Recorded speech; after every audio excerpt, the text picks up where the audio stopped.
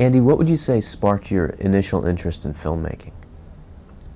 Well, my initial interest in filmmaking goes back to an interest in still photography. And that might need a little bit of explanation. I grew up in Hungary, and still photography was quite the thing at the time. It was still not obviously what it is, but the Leica camera was just being introduced, and the 35mm format was introduced. And there was quite a bit of interest in photography. So first I got into photography by getting a camera, learning how to develop film, how to print film, actually making my darkroom equipment at home. The first and larger, for instance, was made out of wood.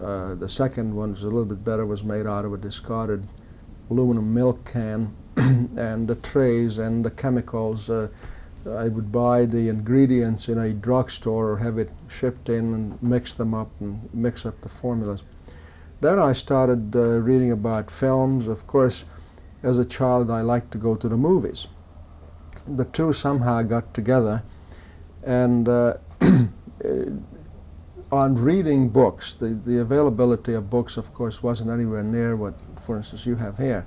But somehow films intrigued me as an expressive medium. I couldn't tell then, as I can't tell now, just exactly what the one aspect that turned me on, so to speak, was.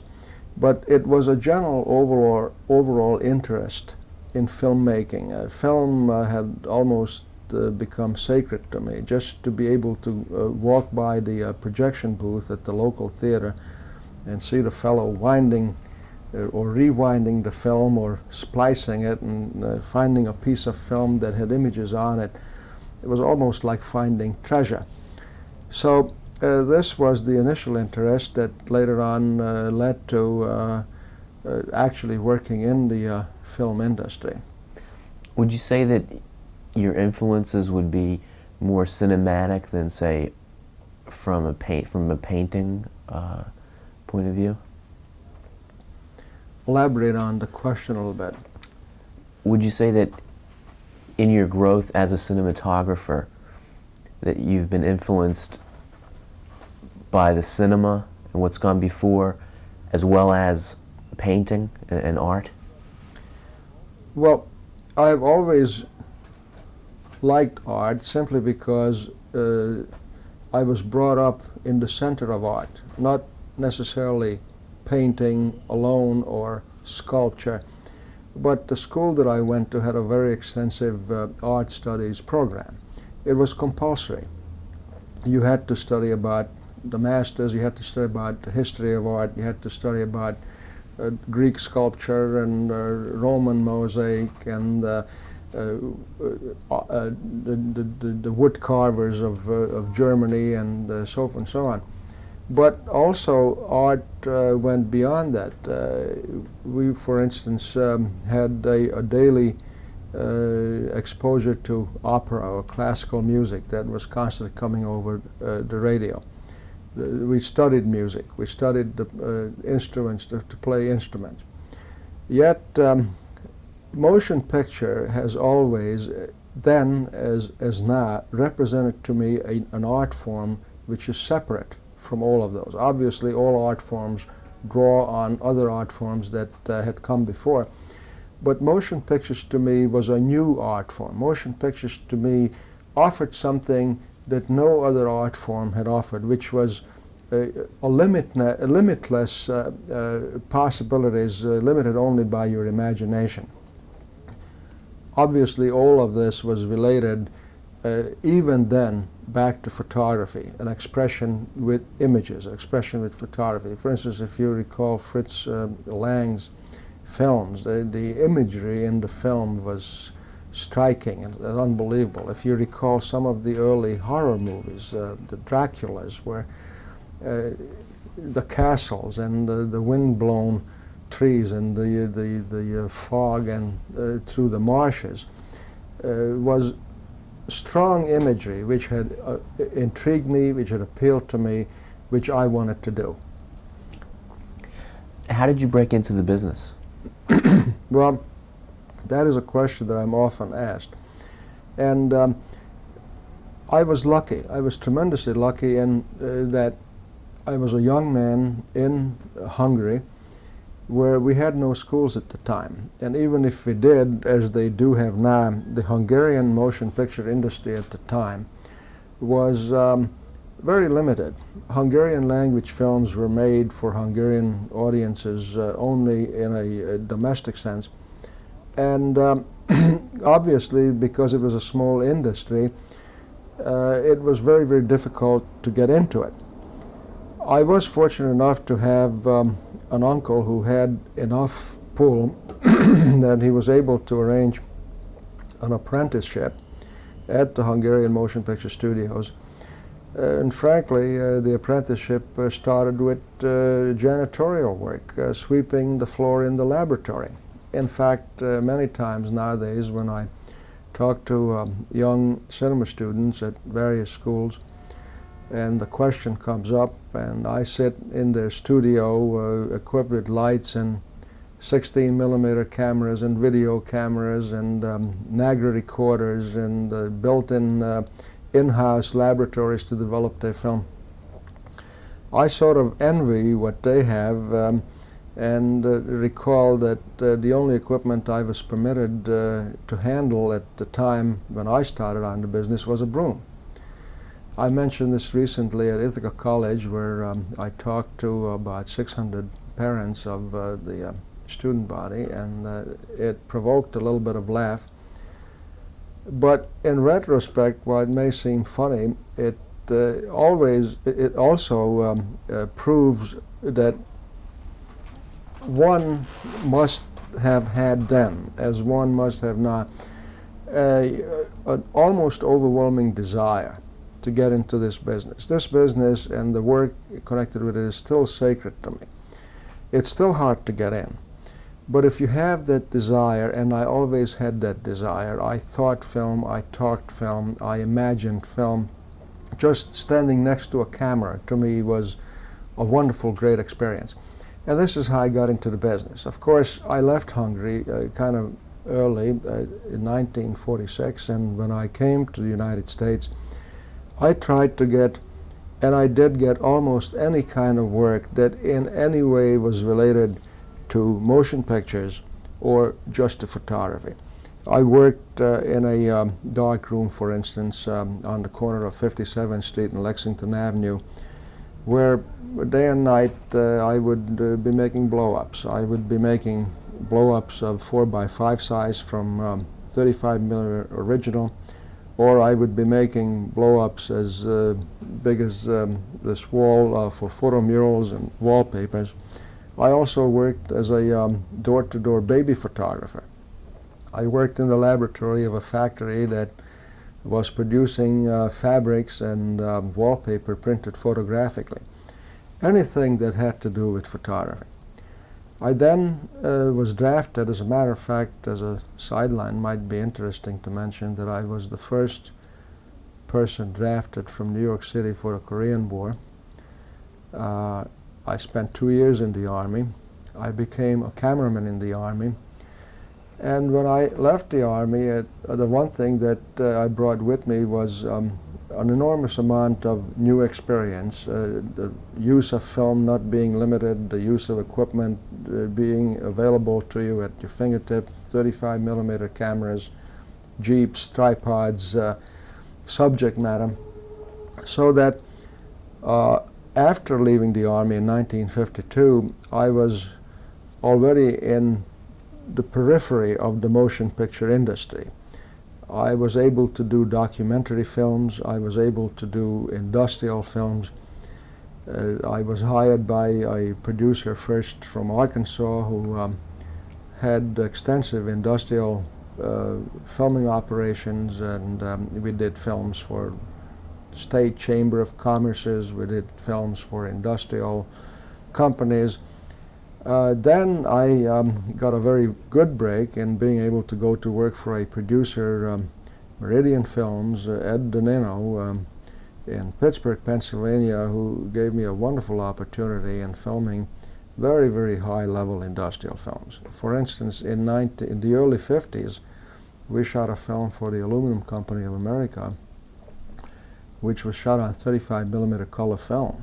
And at that time, very few major features were shot on color negative film. Of course, we all know that a lot of films were shot on Technicolor 3-strip process, and the experiments were going on with the Cinecolor and the Metro Color and so forth and so on. But major motion picture was just switching over to the use of 35mm color negative. And at that time we shot an industrial film in 35mm color negative.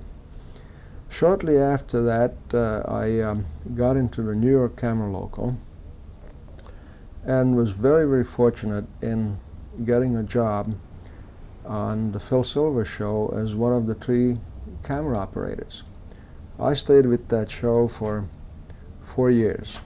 From the very first show, the pilot episode of the show, until just about a half a year before the show folded. And from then on I went on to do other television shows, other films, and the rest is more or less history. What were some of those early TV programs that you worked on? Well, aside from the Phil Silver show, which was the first 3-camera show done in New York for CBS, we did another 3-camera show called Mama. And you might recall that was a series with Peggy Wood, and some of the people who portrayed the younger portion of the cast are now portraying the fathers and the grandparents in current television series. We did Mama. We did a television series called Joe and Mabel. That was with Nita Talbot and Larry Blyden. We did several pilots. We did a very interesting pilot with Walter Slezak called Slezak and Son. A pilot called Rendezvous, which never went anyplace.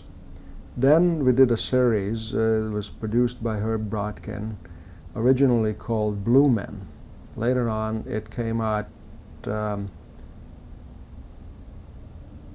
that funny? I'm drawing a blank on. Oh yes, it had come out under the name of Brenner. Brenner being the name of the detective who teamed up with his own son, a rookie policeman, as a team of shoo-flies. In case you're not familiar with the term shoo-flies are the detectives who investigate the department. So they're not the most popular members of the department. That went on for quite a while. From then, there I moved on to Naked City as a camera operator, and was a camera operator for 4 years.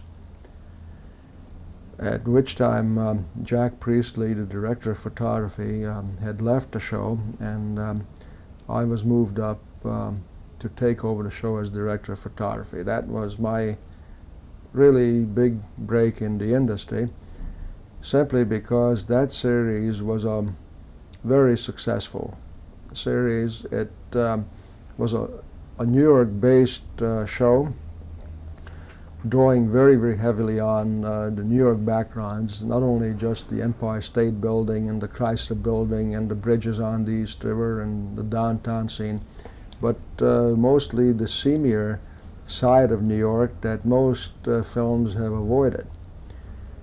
And so when I took over the show, it was very, very strange. You might get a kick out of this. A lot of people involved with the show were all behind me and were happy to see me come on as the new director of photography. Nevertheless, subjected me to all sorts of practical jokes, the most common of which was that the telephone would ring on the stage, and whoever would pick it up would say, "Andy, telephone." I would then go to the telephone, and someone on the other end of the phone would say, "I'm so-and-so, and we're we're here from MGM, and we would like to know if you would be interested in doing our next picture. At which time, after the first couple of shows, I would hang up. Well, one day the telephone rang, and the routine was the same. Somebody answered and said, "Andy, you have a telephone call." And I went to the telephone and said, "Hello?" And the voice said, "Mr. Laszlo, you don't know me. My name is Sam Weston. My partner, Larry Pierce, and I are going to do a film in the New York area." I never heard of Sam Weston. I never heard of Larry Pierce. And he said, "You have been recommended, very highly recommended, and we would be interested in knowing if you would like to do the film for us." And I said, "Sure," and I hung up. And a couple of minutes later, the telephone rings again, and I get called to the phone. And this, I thought, was becoming a little bit embarrassing because obviously I had to do my work. But the man said, "Mr. Laszlo, we must have been disconnected. I'm sorry, but we really would like to talk to you." And some instinct told me not to hang up again. It would have been, if I hung up then, I probably wouldn't be sitting here talking to you. But some instinct told me not to hang up. And it turned out that that night, Sam Weston and Larry Pierce had dinner at the Russian Tea Room. I even went out and bought a necktie because I didn't have one with me in the studio. And by the time the dinner was over, we had agreed that I would do the film, which was One Potato, Two Potato. The film was produced for very little money at the time. I think the entire production, lock, stock, and barrel, was $250,000 or $275,000. A number of people whom I approached at that time for advice told me not to take it. It was a low-budget film. They thought that I should wait until one of the majors would call and offer me a movie. But I was very, very hungry. I was thirsty. Even then, like I mentioned earlier, as a young child, I could just taste it, and I had to do my first feature. And the story sounded interesting. What intrigued me was that these people were willing to take a very controversial subject matter and plunge into it with some of their own money without any release, any offers of release. And so I agreed to do the film. The film turned out extremely well, even though no American distributor would touch it. In fact, it was submitted as hopefully to be selected as an entry to the Cannes Film Festival, and it was turned down. Larry Pierce took it to England, as I understand the story, and sold it to Cinema 5 Productions, who then entered it as the unofficial entry at the Cannes Film Festival. And if I recall, it won. Barbara Berry split Best Actress at Cannes with someone else in another film. And the film did extremely well, financially as well as artistically. It received very good reviews. Photographically, I thought that it was well shot.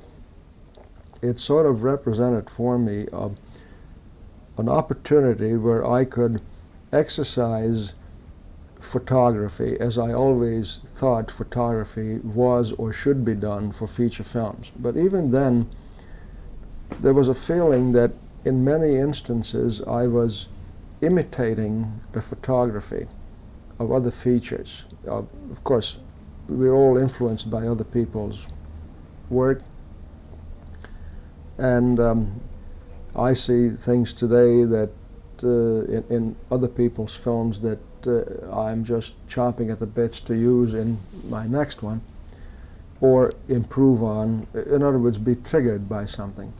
But that film also permitted us to put to practice everything, for instance, that I learned on Naked City in being able to photograph on actual locations. One Potato, Two Potato was shot entirely on location in a small town, Painesville, Ohio. We had no studio work at all. And yet I was also given a complete free hand, total freedom, since the producers of the film, Larry, who also directed the film, and this was his first film, was totally dependent on me for the look of the film. And we were not under studio pressure. We were not under the pressure of a budget that forced us into an excessively unreasonable schedule, even though it was done very, very quickly. We had a marvelous cast, most of them newcomers, who really didn't care about the hardships that this type of a production imposed on everybody. So that it was a labor of love, and that it turned out very well because of that. From here I went on to another picture, which was You're a Big Boy Now. You're a Big Boy Now was Francis Coppola's first major film. Not his first film, but his first film done with major studio backing.